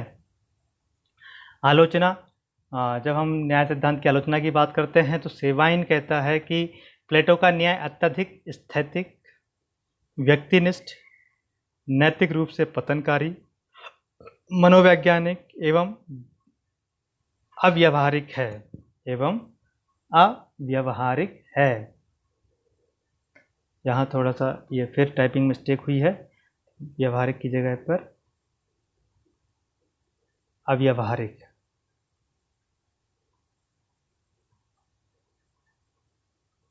मुझे ही टाइपिंग करनी होती है और बोल बोल कर टाइपिंग करते हैं कई बार, तो कुछ कुछ शब्द छूट जाते हैं, उसको हम नहीं ले पाते हैं, इसके लिए क्षमा। तो अव्यावहारिक है, ठीक है ना। और ये मनोवैज्ञानिक भी नहीं, अमनोवैज्ञानिक है। व्यक्तिनिष्ठ, नैतिक रूप से पतनकारी, अमनोवैज्ञानिक एवं अव्यावहारिक। अमनोवैज्ञानिक एवं अव्यावहारिक। हम बात करते हैं कानूनी शक्ति के अभाव में यह निष्क्रिय सिद्धांत है, क्योंकि न्याय तभी मिल सकता है जब कानून की शक्ति हो, क्योंकि व्यक्ति के स्वभाव को नहीं बदला जा सकता, ये इसका हम सोच भी नहीं सकते, इसलिए कानून की शक्ति के अभाव में इसको हम कह सकते हैं निष्क्रिय सिद्धांत है। व्यक्ति को राज्य का अधीनस्थ बना देता है उसका न्याय सिद्धांत, क्योंकि वो व्यक्ति को क्या मानता है, राज्य के लिए एक साधन के रूप में उपयोग करता है। अत्यधिक एकीकरण पर बल देता है, यानी राज्य और व्यक्ति एक ही है, इस पर बल देता है, यह आलोचना का कारण बनता है। अत्यधिक पृथकीकरण, जब अत्यधिक पृथकीकरण हो जाता है, यानी केवल केवल और केवल अपने ही काम में लगे रहना, तो वो अपने ही काम में लगे रहने से क्या होता है कि दूसरों के हितों को छोड़ देता है, और जिसमें जो सामान्य कॉमन इंटरेस्ट या कॉमन गुड की बात आती है वो समाप्त हो जाती है, व्यक्ति एकांगी हो जाता है। प्रजातंत्र विरोधी है, स्वाभाविक है, प्रजातंत्र विरोधी तो होगा ही होगा, क्योंकि इसमें ऑप्शन ही नहीं देते, और प्रजातंत्र बेसिकली नाम किसका है, अवेलेबिलिटी ऑफ चॉइसेस का है, यानी आपको चयन की उपलब्धता हो। यहाँ तो चयन की कोई उपलब्धता ही नहीं है, जो गुण आपके अंदर है उसी गुण में आप रहिए। विरोधाभासी ये कहता है कि किसी भी वर्ग को किसी भी दूसरे वर्ग के कामों में हस्तक्षेप नहीं करना होगा, यानी हस्तक्षेप की बात करता है। और दूसरी तरफ समानता को प्रोत्साहन देता है। तो ऐसी स्थिति में ये अपनी ही बातों को कॉन्ट्राडिक्ट करता है, विरोधाभास पैदा करता है, क्योंकि ये कहता है कि सभी समान हैं, सभी वर्ग समान हैं, दूसरी तरफ ये संरक्षण वर्ग को विशेष महत्व देता है। तीसरी एक और बात इसकी, जो दार्शनिक शासक के ऊपर नियंत्रण के लिए कहता है, ये आपस में क्या है, एक दूसरे के कॉन्ट्राडिक्टरी हैं, विरोधाभासी हैं, उसके विचार कहीं पर भी समायोजित नहीं होते हैं। अधिकार और दंड की व्यवस्था का अभाव है, जिसके कारण से न्याय नहीं मिल सकता, अधिकार ही नहीं। यह प्रत्येक व्यक्ति को उसके 2/3 गुणों से वंचित करता है, प्रत्येक व्यक्ति को उसके 2/3 गुणों से वंचित, यानी 3 गुण तो टोटल बताए हैं उसने, और 3 गुणों में केवल 1 गुण को ही चुनना है आपको। तो इस प्रकार से वो उसके जो 2 गुण हैं, क्योंकि उसने ये भी कहा है कि आप हर व्यक्ति में तीनों गुण होते हैं और तीनों गुणों का सामंजस्य होना चाहिए, और तो उसके 2/3 गुण जो हैं, जो उसका शेष बचा हुआ 2 गुण हैं, 1 गुण के अलावा, वो उसका उपयोग ही नहीं कर पाता व्यक्ति। तो पॉपर कहता है कि प्लेटो के न्याय सिद्धांत में सर्वसत्ता अधिकारवादी राज्य के अंकुर छुपे हैं, परिवर्तन और सुधार का विरोधी है, यानी ये इतना रिजिड है कि इसमें कोई सुधार की गुंजाइश नहीं रहती है। सर्वसत्ता एक ही व्यक्ति में, यानी केवल दार्शनिक शासक में आ जाती है या संरक्षक वर्ग में होती है। आगे हम बात करते हैं प्लेटो का साम्यवाद। जल्दी से हम इसको ख़त्म करते हैं। प्लेटो का साम्यवादी विचारधारा के स्रोत क्या क्या हैं? उस समय जब प्लेटो ने अपने साम्यवाद के विचार दिया तो ऐसा नहीं है कि प्लेटो ने साम्यवाद की कुछ नई चीज़ बताई, क्योंकि उस समय भी साम्यवादी विचार अलग अलग देशों में अलग अलग रूप में चल रहा था। जैसे स्पार्टा में व्यक्तिगत संपत्ति की प्रथा थी, लेकिन स्पार्टा के नागरिक जो अपना जो प्रोड्यूस करते थे उस अपने उपज का एक भाग सामूहिक भोजनालय को देते थे, जिसका उपयोग सामाजिक रूप से होता था, और व्यक्तिगत स्वामित्व और सामाजिक उपयोग दोनों का एक सुंदर ही समन्वय था। वहीं क्रीट नामक नगर राज्य था, वहाँ पर सहकारी खेती की व्यवस्था थी। एथेंस के राज्य के ऐतिहासिक काल में राज्य का व्यक्तिगत संपत्ति पर नियंत्रण था, और राज्य के पास अपनी स्वयं की संपत्ति थी। जंगल राज्य के अधीन होते थे, खाना राज्य के अधीन होती थी। पाइथागोरस का मत मित्रों की संपत्ति पर सबका समान रूप से अधिकार है, साम्यवाद की तरफ इशारा करता है। नहीं, पाइथागोरस ने कहा था कि अपने मित्रों की संपत्ति सबके समान रूप से उस पर सबका अधिकार है, ऐसा नहीं कि एक ही व्यक्ति उस पर अधिकार जमाएगा। यूरिपाइड ने प्लेटो के रिपब्लिक की रचना से पूर्व नारी साम्यवाद के सिद्धांत को सामने रखा, यानी स्त्रियों की समानता की बात यूरिपाइड ने की। तो ऐसा नहीं है कि अपने प्लेटो ने कुछ नया विचार दिया, लेकिन हाँ, प्लेटो ने उस विचार को बड़े ही व्यवस्थित ढंग से जरूर दिया है, और उसमें एक क्या कहते हैं ना, बहुत ही ज़्यादा समानता की बात की है, साम्यवाद की बात की है, व्यवस्थित साम्यवाद की बात की है। अब हम बात करेंगे प्लेटो के साम्यवाद का क्षेत्र। तो यानी क्षेत्र किन के लिए है ये प्लेटो का साम्यवाद? केवल और केवल संरक्षक वर्ग के लिए। वेरी वेरी इंपॉर्टेंट, यहाँ से क्वेश्चन बनता है और बन सकता है। प्लेटो का साम्यवाद किन वर्गों के लिए है? संरक्षक वर्ग। संरक्षक वर्ग के अंतर्गत कौन कौन आते हैं? सैनिक वर्ग आता है और शासक वर्ग आता है। प्रश्न इस प्रकार से ही बन सकता है कि निम्नलिखित में से कौन से प्लेटो के साम्यवाद के अंतर्गत आते हैं, या कौन सा वर्ग साम्यवाद के अंतर्गत आता है? 1 उत्पादक वर्ग, 2 सैनिक वर्ग, 3 शासक वर्ग। और आपके ऑप्शन हो जाएंगे ए केवल 1, 1 2, सी 2 3, डी 1 2 3, या केवल 3। तो आपको इस प्रकार के उत्तरों प्रश्नों से भी जूझना पड़ सकता है। तो सी उत्तर आएगा 2 और 3। तो संरक्षक वर्ग आप ध्यान रखो, संरक्षक वर्ग में सैनिक वर्ग और शासक वर्ग दोनों आते हैं। प्लेटो के साम्यवाद के प्रकार कितने हैं? प्लेटो के 2 प्रकार का साम्यवाद दिए हैं। संपत्ति संबंधी साम्यवाद और परिवार या स्त्रियों का साम्यवाद से संबंधित साम्यवाद। हम संपत्ति संबंधी साम्यवाद की बात करेंगे। संपत्ति संबंधी साम्यवाद में प्लेटो व्यक्तिगत संपत्ति के उन्मूलन की बात करते हैं। वो कहते हैं अगर व्यक्तिगत संपत्ति हो तो व्यक्तिगत संपत्ति व्यक्ति को स्वार्थी, लालची, ईर्ष्यालु, प्रतिद्वंदी, हीन बनाती है। यानी जितने भी अनैतिक गुण होते हैं, जितने भी दुर्गुण होते हैं, उन सब को लाने का जो माध्यम है वो व्यक्तिगत संपत्ति ही होती है, और व्यक्तिगत संपत्ति ही राज्य की एकता और न्याय को संकट में डाल देती है। न्याय जैसा कहा कि वही हर व्यक्ति अपने अपने काम करेगा, लेकिन वैसा जब व्यक्तिगत संपत्ति होगी तो व्यक्तिगत संपत्ति के लालच में आकर के मनुष्य अलग अलग तरीके से काम करता है, जो भ्रष्टाचार का मूल कारण है। तो इसीलिए व्यक्तिगत संपत्ति के उन्मूलन की, उसको समाप्त करने की बात प्लेटो कहता है। शासक तथा सैनिक वर्ग निजी संपत्ति के अधिकारी नहीं बन सकते। प्लेटो की साम्यवादी व्यवस्था में संरक्षक वर्ग के पास किसी प्रकार की कोई संपत्ति नहीं होगी। उनकी सेवाओं के पुरस्कार स्वरूप उत्पादक वर्ग उन्हें प्रतिवर्ष, तो उनके पास पैसा कहाँ से आएगा? तो उत्पादक वर्ग देगा। कौन देगा? उत्पादक वर्ग। ये वर्ग लिख गया है, वर्ग है। और प्रतिवर्ष वस्तुओं के रूप में निश्चित वेतन देगा। वस्तुओं के रूप में, उसमें पैसा नहीं देगा, वस्तुओं के रूप में निश्चित वेतन देगा। और उन वस्तुओं का उपयोग एवं स्वामित्व ही व्यक्तिगत आधार पर नहीं होगा। उनको दिया तो इसका मतलब ये नहीं कि उसी की है, उसकी जितनी आवश्यकता है उतना ही उसका है, और सामूहिक रूप से वो इनका उपयोग कर सकेंगे। सामूहिक रूप से क्या करेंगे? इसका उपयोग करेंगे। कौन? शासक वर्ग और सैनिक वर्ग। प्लेटो ने उत्पादक वर्ग को ही व्यक्तिगत संपत्ति रखने का अधिकार दिया। अब यहाँ ध्यान रख लो, संपत्ति का अधिकार उसने किसको दिया है? संपत्ति का अधिकार, संपत्ति रखने का अधिकार उत्पादक वर्ग को दिया है। Very very important. तो इसको ध्यान में, व्यक्तिगत संपत्ति रखने का अधिकार दिया है किसको? उत्पादक वर्ग को, क्योंकि इस वर्ग का गुण ही है एपेटाइट, यानी क्षुधा, इसको कामना कहते हैं। क्षुधा का मतलब केवल भूख नहीं है, कामना, इच्छा है। लेकिन यह वर्ग संपत्ति का उत्पादन राज्य के कठोर नियंत्रण में ही करेगा। किस में करेगा? राज्य के नियंत्रण। राज्य कौन चला रहा है? शासक वर्ग और सैनिक और संरक्षक वर्ग चला रहा है। तो जो शासक वर्ग के नियंत्रण में कौन करेगा काम? उत्पादक वर्ग करेगा। लेकिन उत्पादक वर्ग को इस बात की छूट होगी कि वो संपत्ति का स्वामी रह सकता है, अन्यथा तो संपत्ति होगी ही नहीं। ठीक है ना, आगे बढ़ते हैं। साम्यवाद की विशेषताएं क्या क्या हैं?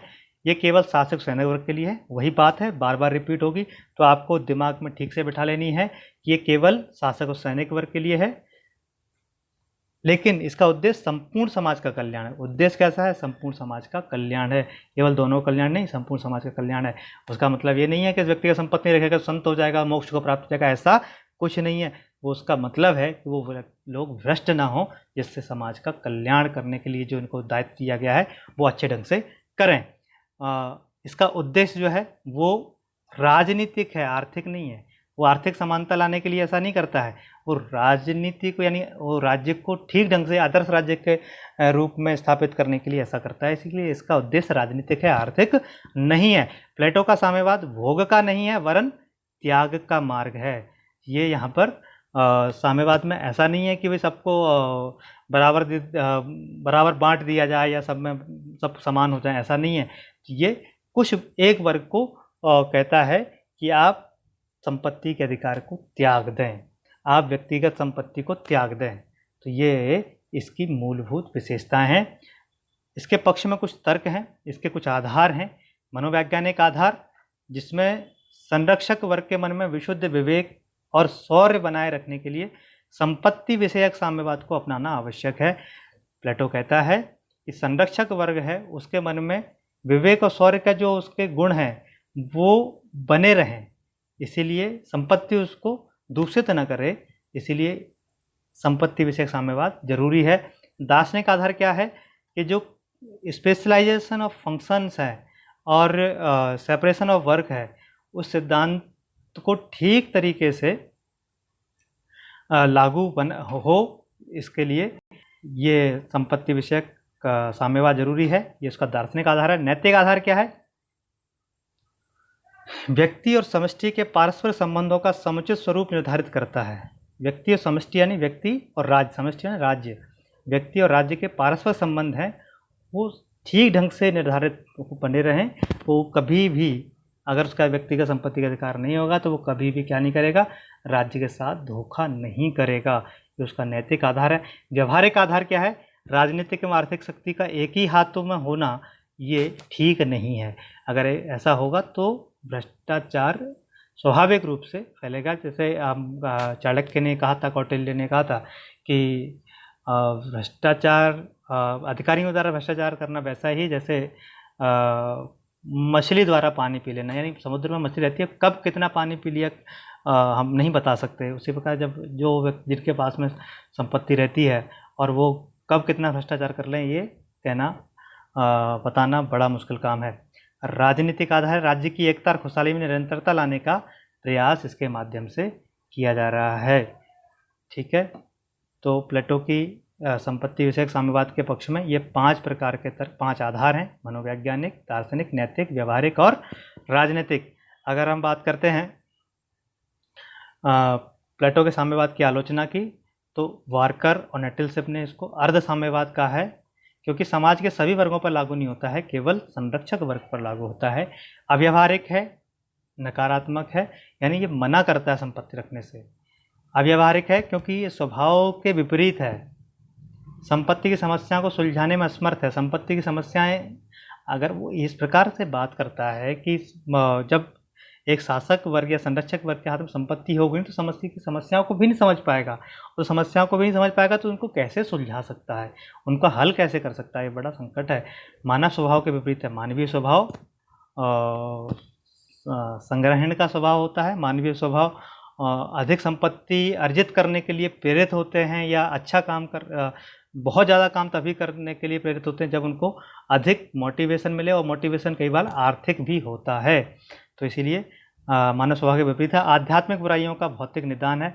इस बात को अरस्तु कहते हैं कि प्लेटो ने ये जो संपत्ति का संग्रहण है या संपत्ति के प्रति आकर्षण है, वो एक मानसिक दिक्कत है, आध्यात्मिक दिक्कत है, और उसका भौतिक निदान देना ये कहीं से कहीं उचित नहीं है। यानी रोग कुछ और है, दवाई कुछ और दे रहे हो।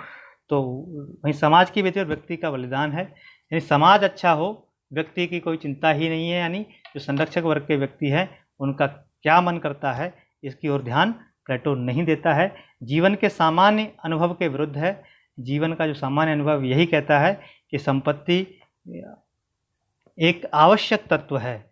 संपत्ति व्यक्ति के जीवन का एक आवश्यक तत्व है। साथ ही साथ वो संपत्ति जो है वो व्यक्ति की प्रेरणा का भी एक माध्यम है। देश की एकता के लिए घातक है। देश की एकता के लिए घातक इस प्रकार से है क्योंकि एक वर्ग को आपने बिल्कुल ही संपत्ति विहीन बना दिया और एक वर्ग संपत्ति युक्त बनाया है, जो कहीं ना कहीं देश की एकता के लिए आगे चल करके खतरा पैदा हो सकता है। परोपकार और उदारता की श्रेष्ठ मानवीय संभावना नष्ट हो जाती हैं। जब व्यक्ति के पास पैसा आता है तो वो कहीं ना कहीं उसका मन द्रवित होता है, लोगों को कष्ट देखता है, तो वो उसको दान करने का प्रयास करता है, उससे लोगों को भला करने का प्रयास करता है, क्योंकि हर व्यक्ति में बराबर संभावनाएं नहीं होती हैं पैसा कमाने की। तो इसी प्रकार से जैसे आज पेंडेमिक चल रहा है और ऐसे में कई सारे लोगों ने, और बड़े बड़े उद्योगपति हैं, उन्होंने कई करोड़ों रुपए के दान करके और ऑक्सीजन प्लांट लगवाए हैं, दवाइयाँ दे रहा है। कोई आपने देखा हमारे आसपास के लोग भी जो बहुत ज़्यादा संपत्ति नहीं है उनके पास भी भोजन की व्यवस्था कर रहे हैं, लोगों को किसी न किसी प्रकार की सेवा करने का प्रयास कर रहे हैं। जो अभावग्रस्त हैं उनके अभावों को दूर करने का प्रयास कर रहे हैं। अगर संपत्ति ही नहीं होगी तो ये कैसे कर पाएंगे? तो ये जो श्रेष्ठ मानवीय भावनाएं हैं, संभावनाएं हैं, इनको कहीं ना कहीं नष्ट कर देता है उसका ये विचार, प्लेटो के साम्यवाद। अब प्लेटो का साम्यवाद का स्त्रीय संबंधी या परिवार संबंधी साम्यवाद की बात करते हैं, कम्युनिज्म और वाइफ।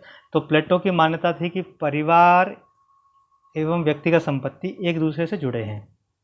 परिवार वह संस्था है जो व्यक्ति को संपत्ति उपार्जन के लिए बाध्य करती है। अगर व्यक्ति के लिए परिवार होगा तो यहाँ हम ये समझ सकते हैं कि जब उसने व्यक्तिगत संपत्ति को ही नकार दिया है, उसका उन्मूलन कर दिया है, तो परिवार नहीं बसा सकता व्यक्ति। क्यों? क्योंकि अगर परिवार बसाएगा तो उसको ज़रूरत होगी किसकी? संपत्ति की। और संपत्ति के लिए संपत्ति पैदा करने के लिए, उसके उपार्जन के लिए वो कहीं ना कहीं बाध्य होगा। तो वो ऐसी संभावना को ही ख़त्म कर देता है। इसीलिए वो कहता है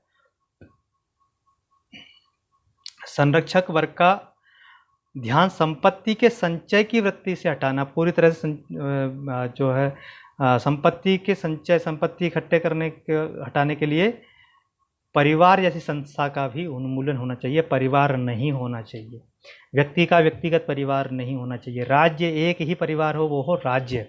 ये समष्टि का परिवार, इसका बड़ा भाव कहता है बड़ा सोचो, बिग थिंक बिग। ये इसका मतलब कि व्यक्ति का अपना परिवार नहीं होगा, राज्य का परिवार होगा। और इसमें बड़ी ही इंटरेस्टिंग और बेहुदा बातें इसमें प्लेटो ने कही हैं। अब हम आगे बढ़ते हैं। इसके पक्ष में कहा जाता है कि संरक्षक वर्ग को पारिवारिक मोह से मुक्त करना इसका काम है। राज्य में एकता स्थापित करना, यानी जब राज्य को ही परिवार मान लेगा तो वो ज़्यादा अच्छे से बॉन्डिंग होगी। महिलाओं की मुक्ति तथा समान अधिकार की बात करता है, क्योंकि इसमें कहता है कि परिवार में बंध करके महिलाएं केवल और केवल घर के कामों के तक ही सीमित रह जाती हैं, क्योंकि महिलाएं आधा भाग है जनसंख्या का, और उनका उपयोग राज्य की प्रगति में करना चाहिए, राज्य की भलाई में करना चाहिए, जो एक बड़ा परिवार है। तो महिलाओं की मुक्ति, महिलाओं घर की चार दीवार से बाहर निकाल देता है और उसको समान अधिकार देने की बात करता है। श्रेष्ठ संतति की प्राप्ति, ये इसमें बड़ा इंटरेस्ट। श्रेष्ठ संतति कैसे प्राप्त होगी ये मैं आपको अभी आगे बताऊंगा। विवाह संस्था में सुधार, यानी वो विवाह नामक संस्था है, उसमें वो रिफॉर्म चाहता है और वो अपने तरीके से रिफॉर्म चाहता है जिससे श्रेष्ठ संतति प्राप्त हो। अब मैं बताता हूँ कि श्रेष्ठ संतति की प्राप्ति और विवाह संस्था में सुधार के क्या कहता है। वो कहता है व्यक्तिगत किसी की कोई पत्नी नहीं होगी। वो कहता है कि जिनके पास श्रेष्ठ गुण है यानी संरक्षक वर्ग है, साम्यवाद चूंकि संरक्षक वर्ग के लिए ही है, दोनों प्रकार का साम्यवाद केवल संरक्षक वर्ग के लिए है, चाहे संपत्ति संबंधी भी और परिवार संबंधी भी। प्लेटो कहता है कि व्यक्ति का एक किसी स्त्री के साथ विवाह नहीं होगा, जब वो विवाह योग्य हो जाएगी या पुरुष विवाह योग्य हो जाएगा, इसकी आयु उसने महिला की 20 से 45 और 25 से 55 वर्ष की जो पुरुष की आयु बताई है, जिसमें वो यौन संबंध स्थापित कर सकता है, तो श्रेष्ठ गुण धारण वाले व्यक्ति और श्रेष्ठ गुण धारण वाली स्त्री दोनों आपस में यौन संबंध बना सकते हैं और उनके द्वारा जो उत्पन्न संतान होगी वो श्रेष्ठ संतान कहलाएगी। और वो श्रेष्ठ संतान को ये लोग नहीं पालेंगे, उनको राज्य पालेगा, वो राज्य की संतान कहलाएंगे और ये राज्य एक बड़ा परिवार होगा। तो विवाह करने की ज़रूरत नहीं है। तो ऐसे में यही पता नहीं चलेगा कुछ दिनों बाद कि कौन सा बालक किसका है। तो इसकी आलोचना जब होगी तब मैं बताऊंगा किस प्रकार से, और ये सुनने में भी बड़ा अजीब लग रहा होगा। तो इस प्रकार विवाह संस्था में यानी व्यक्तिगत विवाह नहीं, और श्रेष्ठ संतति की प्राप्ति कैसे करना है वो बताइए। आलोचना, एक तो ये अनावश्यक है, इसकी कोई आवश्यकता नहीं है कि परिवार संबंधी साम्यवाद यानी परिवार ही नहीं होगा तो व्यक्ति किसके लिए काम करेगा। लिंग भेद की अपूर्ण व्यवस्था, लिंग भेद की अपूर्ण व्यवस्था मतलब जानवरों के संबंधों के साथ मिलाना अनैतिक और अव्यावहारिक है। प्लेटो ने कहा कि भाई मतलब प्लेटो विवाह को केवल यौन संबंध से जोड़ता है, परिवार को केवल यौन संबंधों से जोड़ता है, और कहता है ये स्वाभाविक प्रक्रिया है, ये बायोलॉजिकल नीड्स है। तो बायोलॉजिकल नीड से जोड़ करके ये जो प्लेटो है वो अपनी पूरी थिंक बिग वाली जो अप्रोच है यानी बड़ा सोचने वाली अप्रोच है उसको तुरंत नीचे धड़ाम से ज़मीन पर पटक देता है। स्त्री पुरुषों के स्वभाव में भिन्नता होती है, क्योंकि पुरुष स्वाभाविक रूप से, अब कुछ स्त्रियों में पुरुष वाले गुण पाए जा सकते हैं लेकिन सब में नहीं, अधिकांश में नहीं। तो स्त्री पुरुषों के स्वभाव में अंतर होने के कारण से स्त्रियां घर के काम काज को ज़्यादा अच्छे से कर सकती हैं, मैनेज कर सकती हैं, और पुरुष बाहरी काम को, चाहे वो रक्षा संबंधी काम हो, शासन संचालन संबंधी काम हो, इसमें दोनों अच्छा कर सकते हैं। लेकिन जो शारीरिक क्षमता के जो काम होते हैं उसमें पुरुष ज़्यादा श्रेष्ठ माना जाता है। और ज़्यादा श्रेष्ठ इसलिए माना जाता है क्योंकि उसकी प्रकृति ने उसको इस प्रकार का बनाया है। न्याय सिद्धांत के विपरीत है। न्याय सिद्धांत क्या कहता है? न्याय सिद्धांत कहता है कि अपने अपने कार्य को सुचारू रूप से करना है, अपने अपने कर्तव्यों के आधार पर काम को करना है। जबकि साम्यवाद क्या कहता है? जो परिवार संबंधी साम्यवाद है वो कहता है कि स्त्रियां जो है उनमें स्वाभाविक गुण परिवार को संचालित करने का है, बच्चों को पालने का है, घर गृहस्थी के कामों को अच्छे ढंग से करने का, उसी के आधार पर राज्य को विशेष सुविधाएं दे सकती हैं, विशेष सेवाएं दे सकती हैं। जबकि यहाँ तो परिवार ये संस्था ही खत्म कर देता है। तो न्याय का सिद्धांत जिसमें वो अपने कार्य विशेषीकरण के आधार पर कार्य को करने की जो बात करता है वो इसके एकदम विपरीत है। यौन संबंध सार्वजनिक विषय नहीं है, यौन संबंध व्यक्तिगत विषय होते हैं। यौन संबंध जानवरों के जैसे यौन संबंधों के जैसे सार्वजनिक विषय नहीं हो सकते कि भाई एक बड़ा ा हॉल बना दिया या कुछ ऐसा भवन या एक नगर बना दिया कि आप जाइए वहाँ पर इतने इतने साल तक के आयु के हो गए हैं तो आप जा कर के यौन संबंध बना सकते हैं, और आपको पता ही नहीं आपके बच्चे कौन है, आपका क्या है, क्योंकि स्त्री का स्वाभाविक गुण ममत्व होता है। ठीक है, जो माता पिता का जो स्वाभाविक लगाव होता है अपनी संतान के प्रति वो ही समाप्त हो जाता है। तो नैतिक गुणों का ह्रास होता है, इससे नैतिक गुणों का ह्रास तो होता ही है, क्योंकि ये ऐसी कहते हैं जिसको हम कह सकते हैं कि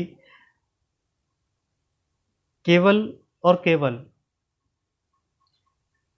यौन संबंधों को ही परिवार का आधार मानना, ये अपने आप में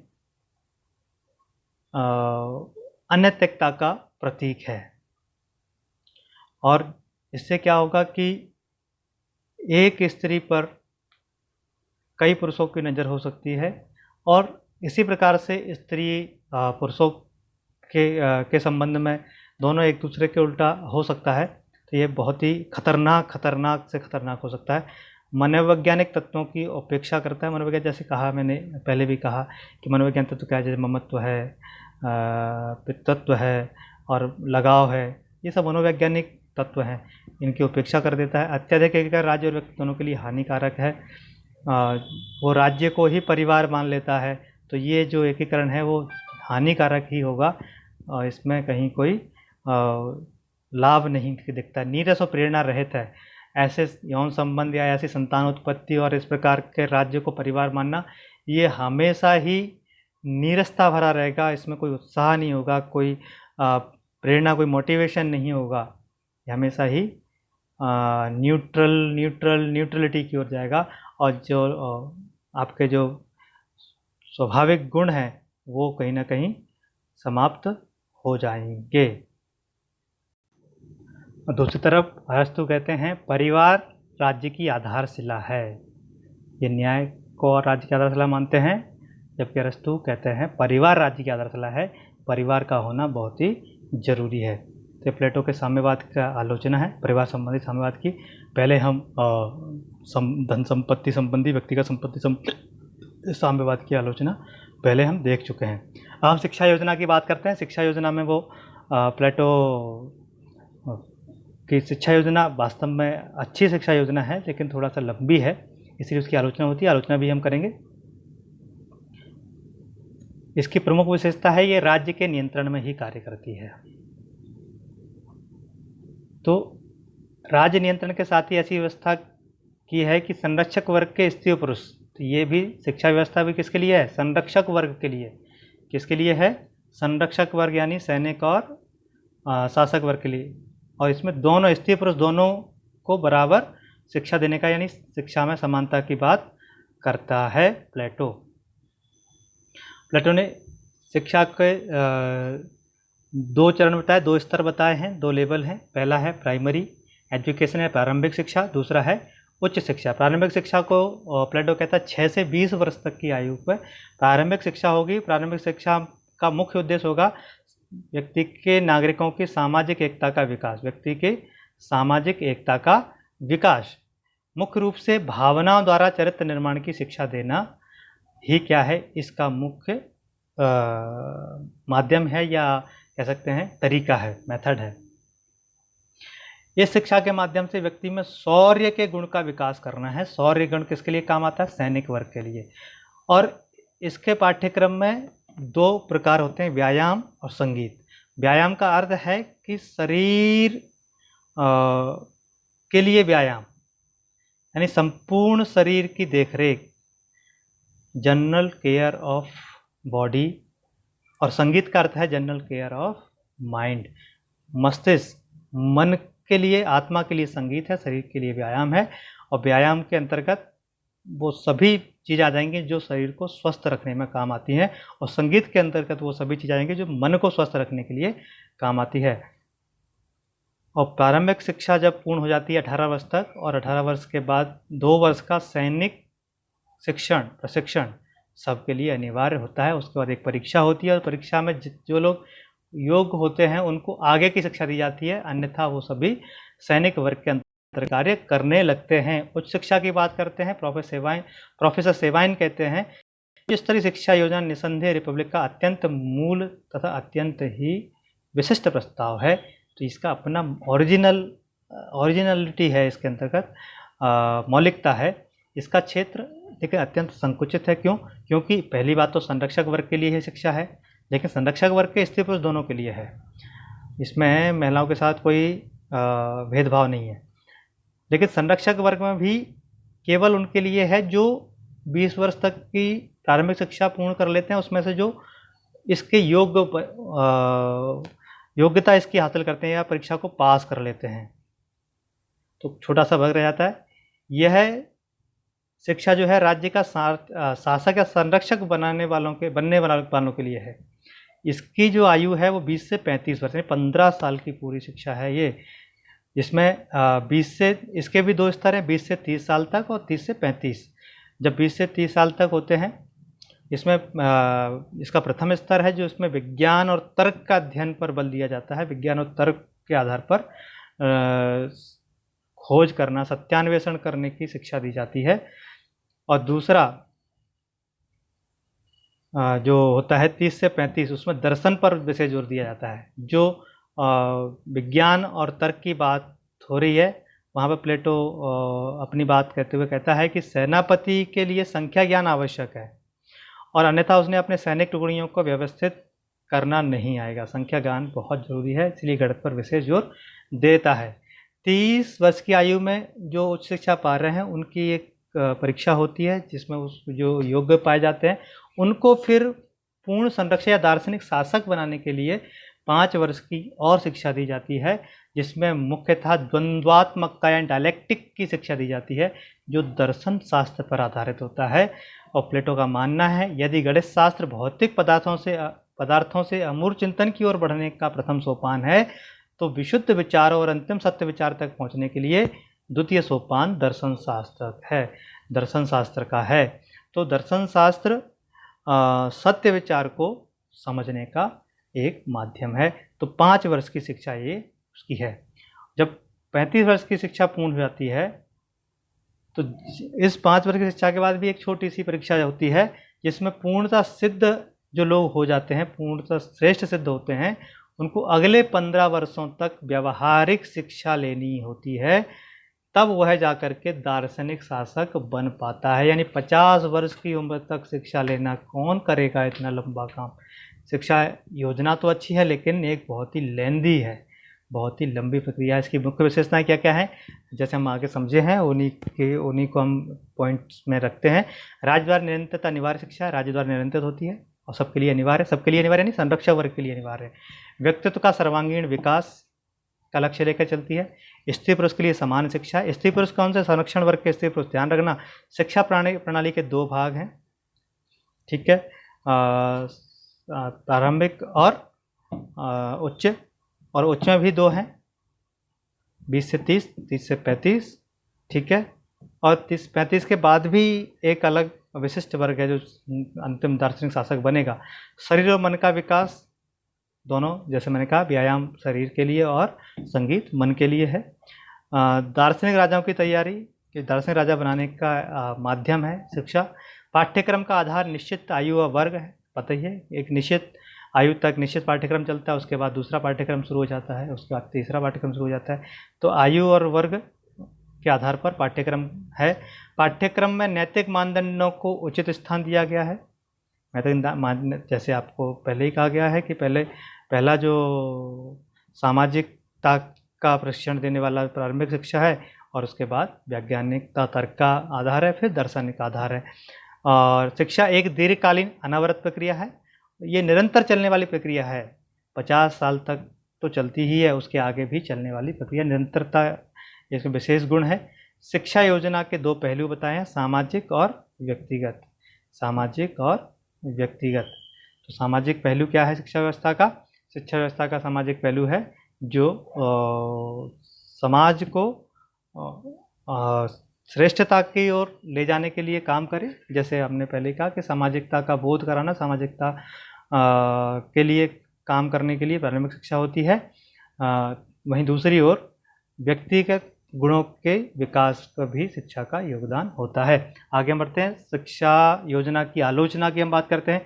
ये अप्रजातांत्रिक तथा एकांगी है। अप्रजातांत्रिक मतलब इसमें सभी लोगों का समान महत्व नहीं होता, यानी उत्पादक वर्ग को शिक्षा का प्रावधान नहीं किया गया है। साहित्य की उपेक्षा हुई है, इसमें सभी कहते हैं विषयों की बात हुई है, विज्ञान की बात हुई है, तर्क की बात हुई है, दर्शन शास्त्र की बात हुई है, और व्यायाम की बात हुई है, संगीत की बात हुई। संगीत में सभी कलाएं इसके अंतर्गत आ जाती हैं, लेकिन साहित्य की उपेक्षा हुई है। जब तक आदमी साहित्य नहीं पढ़ेगा तो विशेष जानकारियां कहाँ से प्राप्त करेगा। कला और साहित्य पर अनुचित नियंत्रण है, कला और साहित्य पर अनुचित नियंत्रण, यानी ये शिक्षा राज्य के नियंत्रण में रहती है। कौन क्या क्या चीज़ें पढ़नी है वो राज्य तय करता है। शिक्षा क्रम लंबा एवं खर्चीला है। शिक्षा का लंबा एवं खर्चीला स्वाभाविक है, जितना लंबा होगा उतना खर्चीला होगा। आदमी भाई काम कब करेगा? जब इतना पढ़ाई लोगे तो फिर वो काम कब करेगा राज्य के लिए? व्यक्तिक विकास का बलिदान है। व्यक्तित्व विकास का बलिदान मतलब ये व्यक्तिक नहीं है, व्यक्तित्व विकास यहाँ पर था तो व्यक्तिक लिख गया है। व्यक्तित्व विकास का बलिदान यानी वो सभी शिक्षाओं को राज्य के लिए अर्पित करने की बात करता है, इसमें व्यक्तित्व विकास कहीं ना कहीं पीछे रह जाता है। आदर्श राज्य और उच्च शिक्षा आपस में विरोधाभासी है। कैसे विरोधाभासी है? ये कहता है कि जो शिक्षा है वो राज्य के नियंत्रणाधीन होगी, यानी राज्य के अधीन होगी, राज्य के नियंत्रण में ही होगी, और जब तक ये शिक्षा पूरी नहीं हो जाती है तब तक आदर्श राज्य स्थापित नहीं हो सकता। तो ये कैसी बात करता है भाई? एक तरफ आदर्श राज्य ही राज्य के अधीन शिक्षा होगी और जब तक शिक्षा नहीं होगी तब तक आदर्श राज्य नहीं होगा, तो ये कैसे संभव है? तो ये एक दूसरे के विरोधाभासी है, कॉन्ट्राडिक्टरी है। शिक्षा योजना में अधिनायक तंत्र के बीज, यानी शिक्षा व्यवस्था दार्शनिक राजा को बनाती है और दार्शनिक राजा कैसा हो जाएगा? अधिनायकवादी हो सकता है। शिल्पियों की शिक्षा की ओर पर्याप्त ध्यान न देना।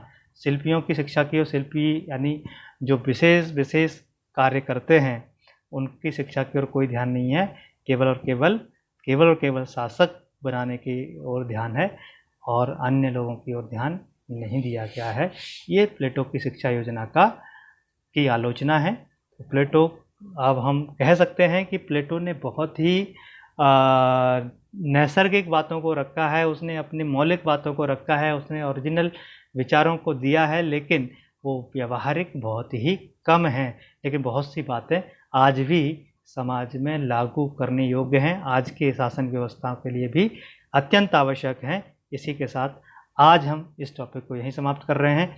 थोड़ा बड़ा हो गया, 1.5 घंटे का हो गया है। मैंने सोचा था कि प्लेटो को थोड़ा डिटेल में बताएंगे ताकि आपकी हर एक चीज़ समझ में आए। धन्यवाद, आभार, नमस्कार।